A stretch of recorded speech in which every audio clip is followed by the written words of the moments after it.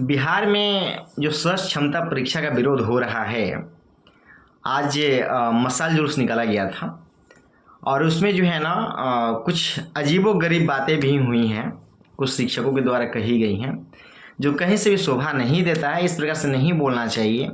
कोई तो उसमें किसी की बपौती तो है नहीं, सीधा साधा बात है भाई, सब कोई अपने आप का मालिक है, इसलिए किसी को कुछ बोलने से पहले थोड़ा परहेज करना चाहिए इन सब बातों को।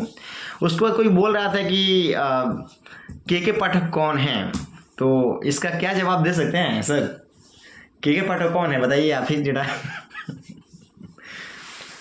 के पाठक कौन है ये बताने की ज़रूरत नहीं है। वो अपने आप में एक महान शख्सियत है, अपने आप में एक एग्जाम्पल है, एक एलिट क्लास है, जिसकी इज्जत जो है हम जैसे लोग पूरे दिल से करते हैं। हमारे मन में एक, अगर कहा जाए कि महात्मा गांधी, रविंद्रनाथ टैगोर, सुभाष चंद्र बोस, इन लोगों की श्रेणी में हम उन्हें अभी खड़ा कर सकते हैं। उनमें इस तरह का टैलेंट है, इस तरह का जज्बा है और अभी भी वो ऐसे महान पुरुष युग के सदी में आते हैं। बिल्कुल, कभी कभार ही आते हैं। हम बिहार की जनता, अलग बात है कि हम उनका सम्मान नहीं कर रहे हैं, क्योंकि कर रहे हैं बहुत कर रहे हैं, लेकिन बहुत कुछ लोग हैं इस मेंटेलिटी के जो उनका काफ़ी विरोध कर रहे हैं पर्सनल लेवल पे भी, और कर रहे हैं कि जिनके बाल बच्चे नहीं हों, जिनके कुछ इस प्रकार से पर्सनल कमेंट भी करने की कोशिश कर रहे हैं, जो बिल्कुल सही नहीं है, क्योंकि हर किसी का ज़िंदगी अलग अलग है। आप जरा बताइए, वही बात यदि प्रधानमंत्री मोदी जी के बारे में कोई करे, या फिर नीतीश कुमार जी के बारे में, बाबा योगी आदित्यनाथ के बारे में करें, या फिर ममता बनर्जी के बारे में करें, तो ये सब पर्सनल कमेंट नहीं करना चाहिए। पर्सनल कमेंट मुझे लग रहा है कि बिल्कुल उससे परहेज करना चाहिए। पर्सनल कमेंट बिल्कुल नहीं करना चाहिए। आप एक प्रोफेशनल लाइफ जी रहे हैं। If you are teacher, you are teacher, आपको जो है एक प्रोफेशनलिज्म वाली थॉट पेश करना चाहिए। कहीं पे भी आप कुछ भी ना बोल दें, ताकि मतलब किसी के पर्सनल जीवन पे उसका प्रभाव पड़े। ऐसे पर्सनल कमेंट बिल्कुल ना करें आप लोग। कोई बोल रहा था कि यदि हम लोग का ट्रांसफ़र जो है दूसरे ज़िले में हो जाएगा तो यह अमानवीय व्यवहार होगा, जिनके बाल बच्चे नहीं हैं वही ऐसा सोच सकते हैं। अरे आप जरा सोचिए, अमानवीयता का क्या वर्ड है? अमानवीयता किसको बोलते हैं सर, जरा बताइएगा। अमानवीयता बोला जा रहा था कि जब दूसरे जिले में भेज दिया जाएगा तो उसको वह अमानवीय व्यवहार हो जाएगा। क्या होता है अमानवीय व्यवहार? देखिए, उस पर तो हम नहीं जाएंगे कि लोग ऐसा बोल रहे हैं कि अमानवीय व्यवहार है। जहाँ तक कि इसमें बात कही गई है कि बिहार सरकार के द्वारा 3 टेस्ट लिए जाएंगे, जिसको बोलते हैं, उसको क्या बोलेंगे, सक्षमता परीक्षा लिया जाएगा। तो जहाँ तक मुझे लगता है कि ये आपको पढ़ने के लिए प्रेरित करने वाली बात है कि आप खुद पढ़िए, परीक्षा दीजिए और उसमें पास होइए। आप क्योंकि आप पढ़ना और हमेशा से शिक्षा से जुड़े हुए हैं और उसमें जो सवाल भी पूछे जाएंगे वो आप ही के क्षेत्र से पूछे जाएंगे, क्योंकि आप लोगों को बच्चों को पढ़ाना है। बच्चों को पढ़ा करके उनको उन्नत ज्ञान देना है, अच्छी शिक्षा देनी है। तो आप अच्छी शिक्षा तभी दे पाएंगे जब आपके पास अच्छी शिक्षा होगी, उन्नत आपके पास ज्ञान होगा, और उसके लिए आपको भी पढ़ना पड़ेगा। तो इसके पीछे सरकार की कोई गलत मंशा नहीं है। सरकार बस ये चाहती है कि आप बच्चों को पढ़ाने के लिए खुद पढ़ें, समय निकाल करके जब भी टाइम मिले पढ़िए। नहीं, पढ़ाने का एक तरीका ही होता है। हाँ, पढ़ाने का एक तरीका होता है। पहले उसको जाने, खुद उसको पढ़ें, उसका एक रूपरेखा तैयार करें।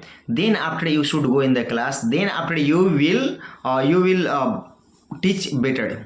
ठीक है, आप बेटर पढ़ा। हमेशा से ये होता आया है कि कोई भी पत्रकार उठ करके आया है, कोई भी कहीं इंस्पेक्शन करने के लिए आया है, तो बिहार हमेशा से बदनाम रहा है कि टीचर से आकर के पूछ लिया कि बताओ पैरट का स्पेलिंग क्या है, और बहुत सारी चीज़ें हैं। जैसे कोई किसी ने आकर के पूछ लिया कि बताओ भारत के राष्ट्रपति कौन है, तो वो टीचर जो है, अचानक ऐसे टीचर कैसे मिल जाते हैं जिनको ये भी नहीं पता होता है कि टीचर का स्पेलिंग क्या होता है। जिनको ये भी नहीं पता होता है कि पैरट का स्पेलिंग क्या होता है, जिनको ये भी नहीं पता होता है कि हमारे राष्ट्रपति कौन है, राष्ट्रपिता कौन है। जनवरी फरवरी में वो लोग तो ये मिस्टेक कर सबकी जाते बात हैं। नहीं है, सबकी बात नहीं है, सबको नहीं बोला जा रहा है, लेकिन कुछ तो है ना। आप ही कम्युनिटी होते हैं, मैं कुछ की बात कर रहा यदि हूं। आप बोलिएगा मतलब क्या, उसे कुछ लोग हर जगह अपवाद मिलते हैं, लेकिन ये अपवाद गलत है। शिक्षा के क्षेत्र में इतनी छोटी छोटी यदि अपवाद मिल रही है अपने यहाँ, तो ये बिल्कुल गलत है। शिक्षक ही है ना जी, कोई मतलब क्या 5 और 6 क्लास का स्टूडेंट तो है नहीं, कोई 1 और 2 का स्टूडेंट है नहीं। शिक्षक है तो इन सब चीज़ों, छोटी छोटी जो चीज़ों के लिए आपको अपडेट रहना चाहिए, आप अपने पढ़ाई को अपडेट रखना चाहिए, क्योंकि आप अपडेट नहीं रहेंगे तो अच्छा शिक्षा नहीं प्रदान कर सकते हैं। क्योंकि ये शिक्षक का यह जो है यह मूल में आता है कि आप उसको पढ़ें, आप हमेशा शिक्षा को अपडेट रखें, हमेशा तरोताज़ा रखा जाता है अपने नॉलेज को। इसलिए जो है मुझे लग रहा है कि सच क्षमता का विरोध करना, परीक्षा का विरोध करना मेरे हिसाब से तो बिल्कुल सही नहीं लग रहा है। और विशेष तो धर्मराज जी बताएंगे मेरे मित्र कि क्या आखिर मतलब क्या इससे। देखिए, आज ग्लोबलाइजेशन के युग में, वैश्वीकरण के युग में हो ऐसा रहा है कि हम जो भी एक्शन लेते हैं, हम जो भी कार्य करते हैं, उसको केवल हमारा राज्य ही नहीं देख रहा होता है, बल्कि पूरा देश देख रहा होता है, पूरा विश्व देख रहा होता है। तो आप जो भी आप कृत्य कर रहे हैं, जो भी एक्शन कर रहे हैं, वो पूरा वर्ल्ड देख रहा है। और इससे पहले कि अगर चले जाएं तो जो भी पत्रकार वगैरह अचानक किसी स्कूल में पहुंच जाते थे, किसी भी टीचर को पकड़ करके अचानक कुछ पूछने लग जा रहे थे, वो ऐसा नहीं है कि वो लोकल एरिया तक ही सीमित था। इससे इस चीज़ को क्या पूरे भारत भर में दिखाया गया, पूरे विश्व स्तर पे दिखाया गया। तो इससे क्या होता है कि अब कहीं ना कहीं हमारे राज्य की छवि धूमिल होती है। आप ऐसे तो कहीं भी जाइए, बिहार के जो लोग हैं वो भारत के, विश्व के कोने कोने में भरे पड़े हैं। और जब पता चलता है कि हम बिहार से हैं तो लोग कहीं ना कहीं उनका देखने का नज़रिया बदल जाता है। कारण यह है कि इस तरह की घटनाएं देखने को मिलती हैं। कोई टॉपर बन के भी पॉलिटिकल साइंस सही से नहीं बता पाता है, और कोई स्कूल ना करते हुए भी वो टॉपर बन जाता है। तो इस तरह की जो घटनाएं होती है ना, वो कहीं ना कहीं राज्य की छवि को धूमिल करती हैं। हमें क्या करना है कि अगर आपकी परीक्षा ली जा रही है तो इससे घबराने वाली बात नहीं है। उसमें बहुत टफ क्वेश्चन, मुझे तो नहीं लगता है कि बहुत ज़्यादा टफ क्वेश्चन पूछे जाएंगे जो आपको नहीं आएगा। अरे आपके बस ज्ञान को तराशने का हमको लगता है एक तरीका है, जिससे आप खुद पढ़िए और बच्चों को भी पढ़ाइए।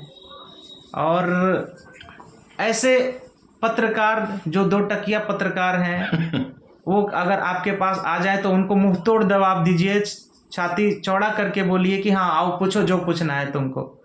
और कहीं ना कहीं मुझे लगता है कि ये शिक्षा व्यवस्था को सुधारने का एक जरिया है, तरीका है। इसका हमें विरोध नहीं करना चाहिए, इसे हमें स्वीकार करना चाहिए, और जो भी है उन्हें सहयोग करना चाहिए, बजाय सड़कों पे उतरने के उन्हें सहयोग करना चाहिए। आप जो सड़क पर उतर रहे हैं, इतनी भारी मात्रा में हम तो देखे हैं वीडियो, और इतना जो सड़क पर उतरे हैं, कभी आप लोग उतरे हैं इस चीज़ के लिए कि भाई ये बिहार की शिक्षा व्यवस्था जो है उसको सुधारा जाए, इसके लिए क्या किसी ने आवाज़ उठाया है? चाहे वो जनता हो, चाहे वो शिक्षक महोदय हो, या फिर कोई भी जो है कि मतलब इंफ्रास्ट्रक्चर नहीं है इसके लिए आप मतलब क्या सड़क पर उतारे हो, इसके लिए मसाल जुलूस लेकर के निकले हों। कभी इंफ्रास्ट्रक्चर को सुधारने के लिए, कभी शिक्षा व्यवस्था को सुधारने के लिए, कभी लोगों को, ये बच्चों को जो है समय से किताब नहीं मिल पाती है, बच्चों को जो है समय से जो है सारी सुविधाएँ मिले, इसके लिए क्या कभी आप सड़क पर उतरे हैं? तो इन सब चीज़ों का जो है थोड़ा सा आप लोग इस समझिए कि सच क्षमता परीक्षा जो है यह आप ही के बेटरमेंट के लिए है। आप यदि बेटर होइएगा तो आपके स्टूडेंट उतना ही ज़्यादा बेटर होगा। और एक किसान को सबसे ज़्यादा खुशी तभी होता है जब वो अपने खेत में जाता है और वह अपने जिन फसलों को लगाया रहता है वह फसल यदि हरा भरा दिखता है ना, तो उसको काफ़ी खुशी होती है। इसलिए यह बहुत ज़रूरी है कि आप लोग भी अपने नॉलेज को अपडेट रखें, और इस प्रकार की परीक्षाओं को देने में तो आपको मज़ा आना चाहिए। क्योंकि अपने आप को जो है आपको बढ़ाने के लिए, आपकी क्षमता को जो है और निखारने का ये एक प्रकार का तरीका है। इसलिए आपको खुशी होना चाहिए इन सब चीज़ों से। दूसरी बात रही ट्रांसफ़र पॉलिसी एक जो आया हुआ है, तो ट्रांसफ़र पॉलिसी यानी 3 जिलों में कहीं पे मतलब भेजा जा सकता है एग्ज़ाम के बाद जो है, ये क्या आप समझते हैं कि ये गलत है? मेरे हिसाब से यह बिल्कुल सही है, क्योंकि आप यदि ईमानदार हैं तो कोई बात नहीं है। कुछ ऐसे लोग हैं जो अपने गांव वाले स्कूल में ही रहते हैं। आप बेटा सोचिए, ये हकीकत बताया जा रहा है। आप बताइए हकीकत है कि नहीं कि मतलब अपने गांव में रहने पर जो है मतलब कैसे ये शिक्षा जितना देना चाहिए उतना वे लोग नहीं दे पाते हैं। क्या ये हकीकत नहीं है? इस बारे में मैं ये बस इतना ही कहना चाहूँगा कि जिस तरीके की शिक्षा हमारे बच्चों को मिल रही है, क्या उसको आप सेल्फ इवेलुएट करिए, स्वयं उसको पता लगाइए कि क्या हम जो शिक्षा दे रहे हैं बच्चों को, क्या ये प्राइवेट स्कूलों के बच्चों से बेहतर शिक्षा दे रहे हैं या उनके बराबर भी दे रहे हो तो भी अच्छा है। क्या इस शिक्षा से हमारे बच्चे इसरो या नासा जैसे संस्थान में जा पाएंगे, या क्या इस शिक्षा से हमारे बच्चे डॉक्टर या इंजीनियर बन पाएंगे, एक अच्छे डॉक्टर इंजीनियर बन पाएंगे? क्या इस शिक्षा से एक अच्छे नागरिक बन पाएंगे? अगर इस तरह की अगर आप शिक्षा व्यवस्था प्रोवाइड करा रहे हैं, मुहैया करा रहे हैं, तो अच्छी बात है। और अगर कहीं ऐसी चीज़ें उनको नहीं मिल पा रही है, इस तरह की चीज़ें अगर उनको नहीं मिल पा रही है, तो कहीं ना कहीं हम अपने ज़मीर के साथ खिलवाड़ कर रहे हैं। कहीं ना कहीं हम ये कर रहे हैं कि अरे चलो वो पढ़ लेगा, हमको अपना कंफर्ट जोन में आना है। अगर कोई भी संस्थान प्रगति करती है तो उसके पीछे उसके कर्मचारियों का बहुत बड़ा योगदान होता है। और अगर हमारे बिहार की बात करें तो शिक्षा व्यवस्था, एजुकेशन सिस्टम एक संस्थान माने तो आप जो शिक्षक हैं उसके कर्मचारी हैं, और कर्मचारी जितना मेहनत करेगा वह संस्था उतना ही आगे जाएगी। इसका सबसे बेस्ट एग्जाम्पल आप देना चाहें तो इंफोसिस का दे सकते हैं। बिल्कुल। इंफोसिस में क्या हर एक कर्मचारी यही समझता है कि यह मेरी है, और जिस दिन आप बच्चे को, उस स्कूल को अपना एकदम दिल से मानने लगिएगा तो कोई भी संस्था आपका है तो निश्चित तौर पर वह दिन प्रतिदिन जो है ग्रो करने लगेगी। लेकिन कहीं ना कहीं अपना नहीं समझा लोग, शिक्षक गण के साथ ही साथ सरकार जो है शिक्षकों स्कूलों में जो है बच्चों को अपना ना समझी, स्कूलों को अपना ना समझी, इसीलिए शिक्षा व्यवस्था इतना गड़बड़ाया है। यदि अपना समझे रहती तो निश्चित तौर पे यह शिक्षा का हाल आज नहीं होता। इसलिए उन इंफोसिस का जो मैंने एग्जाम्पल दिया, यह बेहतरीन एग्जाम्पल है। आप लोग इंफोसिस के बारे में जाकर ढूंढ सकते हैं, देख सकते हैं व्हाई इट ग्रोन, ये जो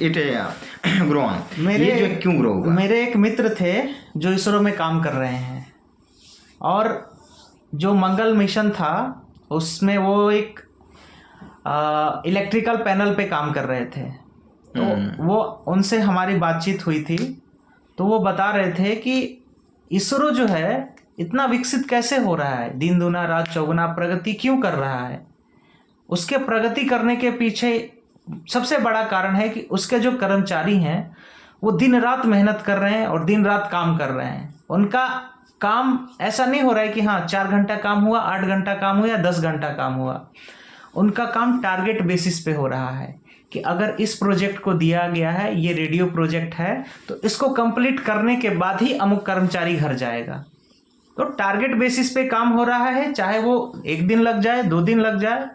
तो कहने का मतलब है कि सारे कर्मचारी जी जान लगा के मेहनत कर रहे हैं, और तब इसरो आगे बढ़ रहा है, मिशन पे मिशन लॉन्च किए जा रहा है। मंगल मिशन को रिकॉर्ड कम लागत में हमने प्रक्षेपित कराया वहाँ पे।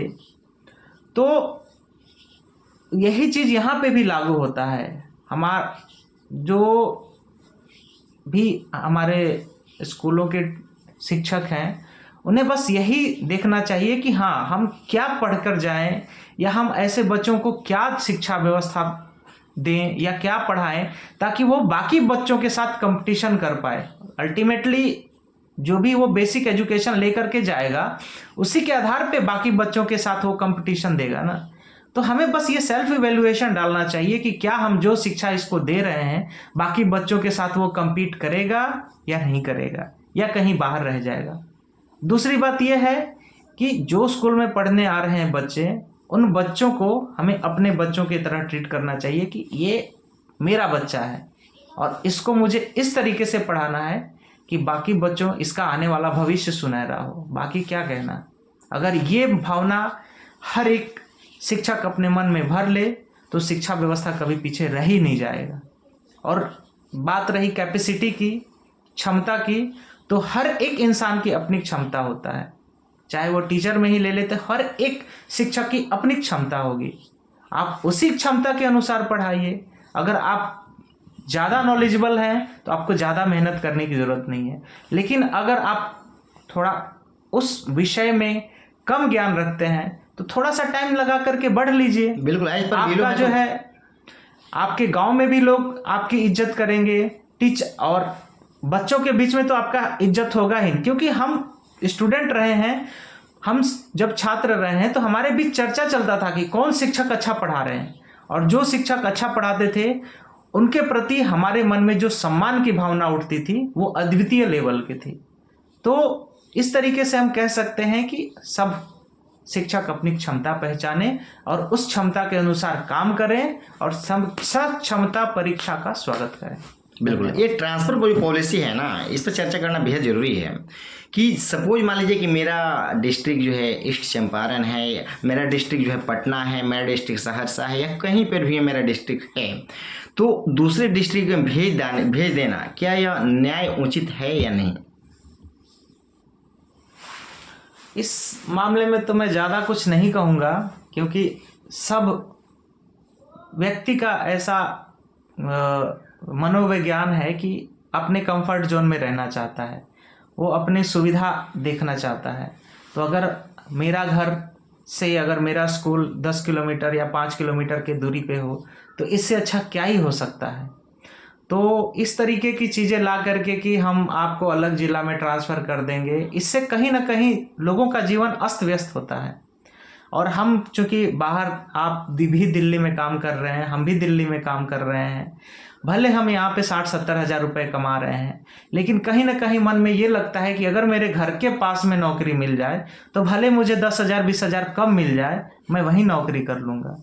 तो ये जो चीज़ है ना, वो सबके दिमाग में रहता है, सब कंफर्ट जोन में आना चाहता है। चलिए, ये तो ठीक है, आप बोले कंफर्ट जोन में आना चाहता है, ठीक है, मान लीजिए, लेकिन क्या यह सही है प्रोफेशनलिज्म के दृष्टिकोण से? इस बारे में तो देखिए, आप पर्सनल छोड़ दीजिए, हर एक का जो है मनोविज्ञान ये है कि मतलब कि मैं अपने घर के पास रहूँ, अपने घर में ही रहूँ, मतलब पढ़ा रहूँ, ठीक है, ये मनोविज्ञान है, लेकिन ये पर्सनल चीज़ें हैं। लेकिन प्रोफेशनलिज्म के दृष्टिकोण से कहाँ तक उचित है ये? देखिए, अगर कोई एक ही जगह पर पड़े रहना, सेल्फ डिसिप्लिन्ड पर्सन के लिए ये कोई खास मायने नहीं रखता है। बट अगर बात करें कि किसी को आप दूसरे डिस्ट्रिक्ट में भेज दीजिए, तो इस बात पर ऐसे कह सकते हैं कि हाँ, मतलब अगर हम अपने घर से थोड़ा सा दूर रह करके जाएं तो थोड़ा सा हमारा मतलब वर्क बिहेवियर एफिशिएंट हो जाएगा। बिल्कुल, यही प्रोडक्टिविटी जो है, हाँ, प्रोडक्टिविटी बढ़ जाएगी। बिल्कुल, ठीक है। तो आपको भी प्रोडक्टिविटी बढ़ाना है, यदि आप भी चाह रहे हैं कि मेरी जो प्रोडक्टिविटी है बढ़े, तो आप छोड़िए, ट्रांसफ़र पॉलिसी से ना लाया जाता है जी। हर जगह देख लिया, हर एक सेंट्रल गवर्नमेंट एम्प्लॉय को देखिए, कहीं पे भी सभी को ट्रांसफ़र होते रहता है। इसलिए ना होता है कि उनका प्रोडक्टिविटी बना रहे और कहीं ना कहीं इसके पीछे ये भी लॉजिक है कि अगर आपकी सक्षमता परीक्षा ली जाएगी और उस सक्षमता परीक्षा में अगर आपने अच्छे अंक लाए या आपने अच्छा प्रदर्शन किया, तो आप जो चाहेंगे आप ही के अनुसार होगा। और कहीं ना कहीं इस माध्यम से लोगों के मन में डर बना रहेगा कि अगर हमने सही प्रदर्शन नहीं किया तो मेरा ट्रांसफ़र दूर दराज के इलाकों में कर दिया जाएगा। तो कहीं ना कहीं डर बनाना भी उचित है। और बिहार सरकार अगर इस चीज़ को लेकर के आई है तो हमें उसका स्वागत करना चाहिए। ट्रांसफ़र पॉलिसी भी अगर आई है तो इससे उन लोगों को डरने की ज़रूरत है जो लोग कहीं ना कहीं अपने कर्तव्यों में कोताही कर रहे हैं। अगर जो अपने काम को लेकर के कर्तव्यनिष्ठ हैं, सत्यपरायण हैं, उनको इससे डरने की ज़रूरत नहीं है। और अगर आप में ये सब क्वालिटी नहीं है, ये सब गुण नहीं है, तो निश्चित ही आप इस चीज़ का विरोध कीजिए, ये आपका हक है। और बार बार आप संविधान का हवाला दे रहे हैं, तो संविधान आपको क्या कहता है? संविधान आपको यही कहता है ना कि जो है आपको आर्टिकल क्या कौन सी बोलना चाह रहे हैं? मैं ये बोलना चाह रहा हूँ कि ये उचित वेजेस जो होते हैं कि आर्टिकल 39 यस, हाँ, आर्टिकल 39 के अंतर्गत 41 है ना। ये मतलब डीसीएसपी है क्या है, मतलब डिफेंस स्टेट पॉलिसी में है। डीपीएसपी का जो पॉलिसी है, तो ठीक है, इस पर अब कट कर